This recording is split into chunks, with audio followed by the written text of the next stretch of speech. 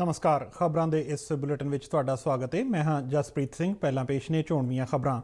अफगानिस्तान विच फसे भारती नागरिकां नूं वतन वापस लियाउण दे काम विच तेज़ी। 187 तो वध भारतीयां नूं लैके 2 हवाई जहाज़ नवीं दिल्ली पुजे। भारती हवाई फौज का एक विशेष जहाज़ 107 भारतीयां समेत 168 यात्रियां नूं भारत लियाउण लई काबुल तो रवाना। केंद्रीय खजाना मंत्री निर्मला सीतारमन ने महिला केंद्रित योजनावां शुरू करन लई प्रधानमंत्री नरेंद्र मोदी की शलाघा की। कहा मोदी ने हमेशा देश के बुनियादी ढांचे के विकास नूं तरजीह दी।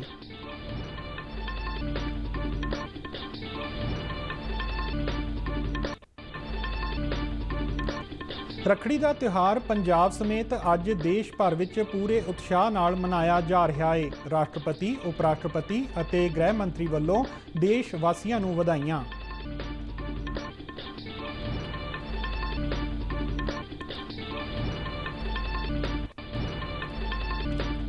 केंद्रीय मंत्री डॉक्टर जतिंदर सिंह ने कहा है कि देश विच इस साल के अंत तक 35 होर भूचाल ऑबजरवेटरियां स्थापित कीतियां जाणगियां।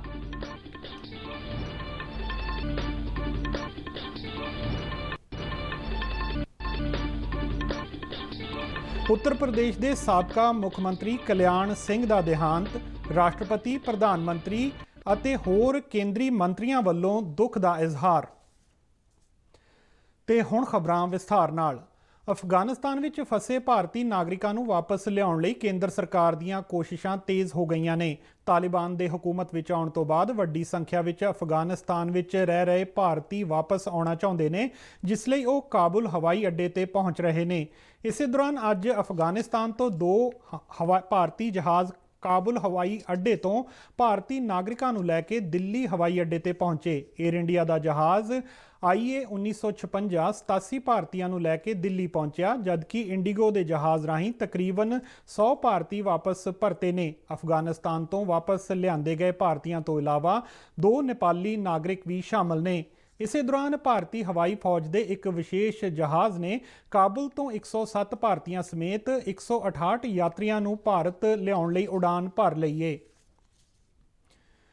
केंद्रीय खजाना मंत्री निर्मला सीतारमन ने देश विच कई महिला केंद्रित योजनावां शुरू करन अते अपनी कैबिनेट विच कई महिलावां नूं मंत्री वजों शामिल करन लई प्रधानमंत्री नरेंद्र मोदी की शलाघा की है। उन्होंने कहा कि इस वेले केंद्रीय कैबिनेट विच ज़्यादा महिला मंत्री ने। उन्होंने कहा कि केंद्र वालों शुरू कीतियां गईयां उज्जवला, जनधन अते मुद्रा योजनावां विच महिलावां नूं तरजीह दी गई है। उत्तर प्रदेश विच गंगा एक्सप्रैस वे स्कीम लई पंजाब नैशनल बैंक वालों मंजूरशुदा 5100 करोड़ रुपए के करजे नूं ट्रांसफर करन मौके उन्होंने कहा कि प्रधानमंत्री मोदी ने देश के बुनियादी ढांचे के विकास नूं हमेशा ही तरजीह दी है। उन्होंने कहा कि केंद्रीय बजट देश के बुनियादी ढांचे के विकास की कल्पना नाल बनाया गया है, जिस नाल देश कोविड-19 महामारी के माड़े प्रभावां तो बाहर आउण दे योग होया है। उन्होंने कहा कि गंगा एक्सप्रैस वे न सिर्फ कनैक्टिविटी नूं वधाएगा, सगों रखिया गलियारे समेत कई योजनावां नूं लागू करन विच मददगार साबित होवेगा। रखड़ी का त्यौहार अज पंजाब समेत समुचे भारत विच पूरे जोशो खरोश नाल मनाया जा रहा है। अज दे दिन भैणां अपने भरावां दे गुट्टां ते रखड़ी बंदियां ने अते उन्हां दी कामयाबी अते तंदुरुस्ती की कामना करदियां ने।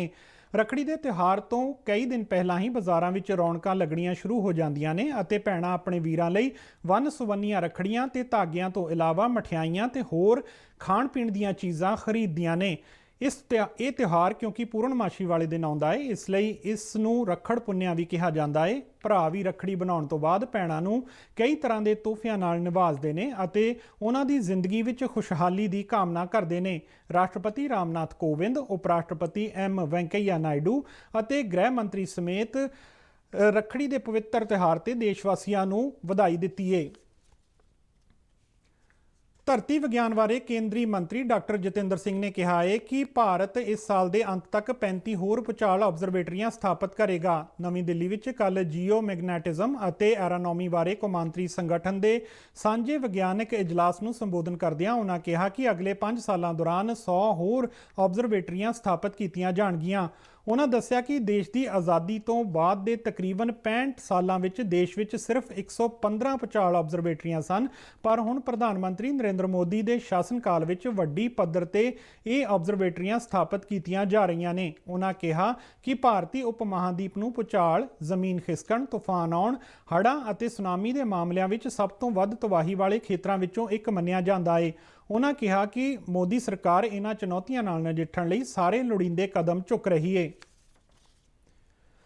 ਪ੍ਰਧਾਨ ਮੰਤਰੀ ਨਰਿੰਦਰ ਮੋਦੀ ਨੇ ਕਿਹਾ ਹੈ ਕਿ ਦੇਸ਼ ਕੋਵਿਡ-19 ਮਹਾਮਾਰੀ ਨਾਲ ਪੂਰੀ ਤਾਕਤ ਨਾਲ ਨਜਿੱਠ ਰਿਹਾ ਹੈ ਅਤੇ ਵਿਸ਼ਵ ਦੀ ਪਹਿਲੀ DNA ਆਧਾਰਿਤ ਜ਼ਾਈਡਸ ਕੈਡਿਲਾ ZyCoV-D ਵੈਕਸੀਨ ਨੂੰ ਮਨਜ਼ੂਰੀ ਦੇਸ਼ ਦੇ ਵਿਗਿਆਨਕਾਂ ਦੀ ਪ੍ਰਤਿਭਾ ਨੂੰ ਦਰਸਾਉਂਦੀ ਹੈ। ਪ੍ਰਧਾਨ ਮੰਤਰੀ ਨੇ ਇੱਕ ਟਵੀਟ ਵਿੱਚ ਕਿਹਾ ਕਿ ਇਹ ਸੱਚਮੁੱਚ ਹੀ ਇੱਕ ਸ਼ਾਨਦਾਰ ਕਾਮਯਾਬੀ ਹੈ। ਕੇਂਦਰੀ ਸਿਹਤ ਤੇ ਪਰਿਵਾਰ ਭਲਾਈ ਮੰਤਰੀ ਮਨਸੁਖ ਮਾਂਡਵੀਆ ਨੇ ਕਿਹਾ ਕਿ ਦੇਸ਼ ਲਈ ਇਹ ਇੱਕ ਬਹੁਤ ਵੱਡੀ ਖਬਰ ਹੈ ਕਿ CDSCO ਨੇ ਪਹਿਲੀ DNA ਆਧਾਰਿਤ ਬਿਨਾਂ ਸੂਈ ਤੇ ਕੋਵਿਡ-19 ਵੈਕਸੀਨ ਨੂੰ ਮਨਜ਼ੂਰੀ ਦਿੱਤੀ ਹੈ।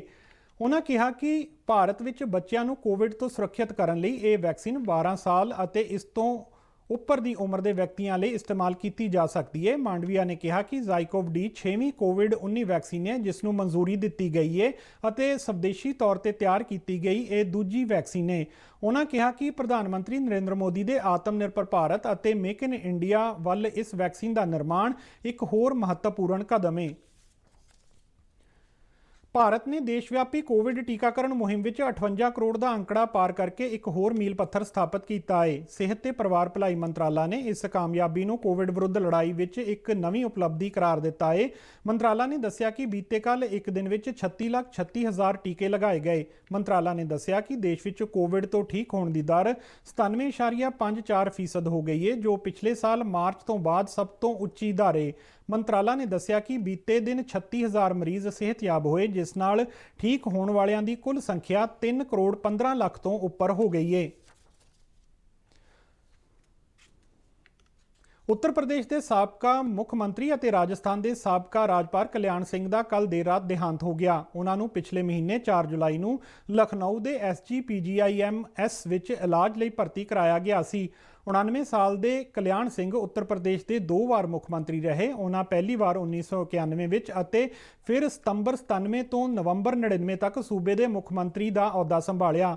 ਉੱਤਰ ਪ੍ਰਦੇਸ਼ ਦੇ ਮੁੱਖ ਮੰਤਰੀ ਯੋਗੀ ਆਦਿੱਤਿਆਨਾਥ ਨੇ ਉਹਨਾਂ ਦੇ ਦੇਹਾਂਤ ਤੇ ਸੂਬੇ ਵਿੱਚ 3 ਦਿਨਾਂ ਦਾ ਸੋਗ ਅਤੇ ਭਲਕੇ ਜਨਤਕ ਛੁੱਟੀ ਦਾ ਐਲਾਨ ਕੀਤਾ ਹੈ।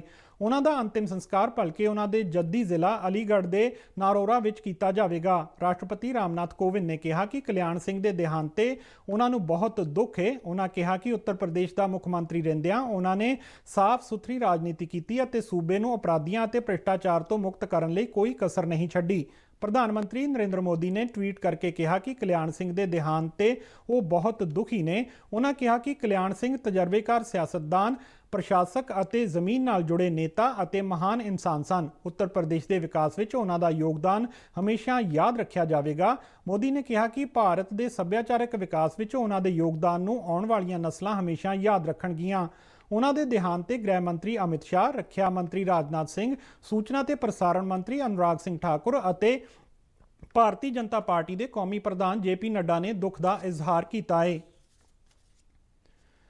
ਪੰਜਾਬ ਸਰਕਾਰ ਨੇ ਆਂਗਨਵਾੜੀ ਵਰਕਰਾਂ ਅਤੇ ਹੈਲਪਰਾਂ ਦੇ ਮਾਣ ਭੱਤੇ ਵਿੱਚ ਵਾਧਾ ਕੀਤਾ ਹੈ। ਸਮਾਜਿਕ ਸੁਰੱਖਿਆ, ਮਹਿਲਾ ਅਤੇ ਬਾਲ ਵਿਕਾਸ ਮੰਤਰੀ ਅਰੁਣਾ ਚੌਧਰੀ ਨੇ ਚੰਡੀਗੜ੍ਹ ਵਿੱਚ ਇਹ ਜਾਣਕਾਰੀ ਦਿੰਦਿਆਂ ਦੱਸਿਆ ਕਿ ਸਰਕਾਰ ਨੇ ਆਂਗਨਵਾੜੀ ਵਰਕਰਾਂ ਅਤੇ ਹੈਲਪਰਾਂ ਦਾ ਮਾਣ ਭੱਤਾ 40% ਤੱਕ ਵਧਾਉਣ ਦਾ ਫੈਸਲਾ ਕੀਤਾ ਹੈ। ਉਹਨਾਂ ਕਿਹਾ ਕਿ ਇਸ ਫੈਸਲੇ ਨਾਲ ਸੂਬੇ ਦੀਆਂ 26,000 ਤੋਂ ਵੱਧ ਆਂਗਨਵਾੜੀ ਵਰਕਰਾਂ ਨੂੰ 600 ਰੁਪਏ ਅਤੇ ਹੈਲਪਰਾਂ ਨੂੰ 300 ਰੁਪਏ ਪ੍ਰਤੀ ਮਹੀਨੇ ਦੇ ਹਿਸਾਬ ਨਾਲ ਵੱਧ ਮਾਣ ਭੱਤਾ ਮਿਲੇਗਾ। ਉਹਨਾਂ ਦੱਸਿਆ ਕਿ ਇਸੇ ਤਰ੍ਹਾਂ ਮਿੰਨੀ ਆਂਗਨਵਾੜੀ ਵਰਕਰਾਂ ਦਾ ਮਾਣ ਭੱਤਾ 500 ਰੁਪਏ ਵਧਾਇਆ ਗਿਆ ਹੈ। ਲੋਕਾਂ ਨੂੰ ਪਿਛਲੇ ਕਈ ਦਿਨਾਂ ਤੋਂ ਪੈ ਰਹੀ ਗਰਮੀ ਅਤੇ ਹੁਮਸ ਤੋਂ ਅੱਜ ਉਸ ਵੇਲੇ ਰਾਹਤ ਮਿਲੀ ਜਦੋਂ ਜਲੰਧਰ ਸਮੇਤ ਪੰਜਾਬ ਦੇ ਕਈ ਇਲਾਕਿਆਂ ਵਿੱਚ ਭਾਰੀ ਬਾਰਿਸ਼ ਹੋਈ। ਬੀਤੀ ਅੱਧੀ ਰਾਤ ਤੋਂ ਸ਼ੁਰੂ ਹੋਈ ਬਾਰਿਸ਼ ਨੇ ਤੜਕਸਾਰ ਜ਼ੋਰ ਫੜਨਾ ਸ਼ੁਰੂ ਕਰ ਦਿੱਤਾ, ਜਿਸ ਨਾਲ ਸੜਕਾਂ ਅਤੇ ਗਲੀਆਂ ਵਿੱਚ ਪਾਣੀ ਭਰ ਗਿਆ। ਬਾਰਿਸ਼ ਇੰਨੀ ਤੇਜ਼ ਸੀ ਕਿ ਸੜਕਾਂ ਤੇ ਕੁਝ ਵੀ ਵਿਖਾਈ ਨਹੀਂ ਦੇ ਰਿਹਾ ਸੀ ਅਤੇ ਮੋਟਰ ਗੱਡੀਆਂ ਵੀ ਹੌਲੀ ਰਫ਼ਤਾਰ ਨਾਲ ਚਲਾਉਣੀਆਂ ਪੈ ਰਹੀਆਂ ਸਨ। ਕਿਸਾਨਾਂ ਅਤੇ ਖੇਤੀ ਮਾਹਰਾਂ ਅਨੁਸਾਰ ਇਹ ਬਾਰਿਸ਼ ਝੋਨੇ ਦੀ ਫਸਲ ਲਈ ਵਧੇਰੇ ਲਾਹੇਵੰਦ ਹੈ ਅਤੇ ਇਸ ਨਾਲ ਧਰਤੀ ਹੇਠਲੇ ਪਾਣੀ ਦੀ ਕਮੀ ਵੀ ਕੁਝ ਹੱਦ ਤੱਕ ਪੂਰੀ ਹੋਣ ਦੀ ਸੰਭਾਵਨਾ ਜਤਾਈ ਗਈ ਹੈ। ਬਾਰਿਸ਼ ਹੋਣ ਨਾਲ ਮੌਸਮ ਵਿੱਚ ਵੀ ਠੰਡਕ ਮਹਿਸੂਸ ਕੀਤੀ ਜਾ ਰਹੀ ਹੈ। ਇਸ ਦੇ ਨਾਲ ਹੀ ਖਬਰਾਂ ਦਾ ਇਹ ਬੁਲੇਟਿਨ ਖਤਮ ਹੁੰਦਾ ਹੈ। ਨਮਸਕਾਰ।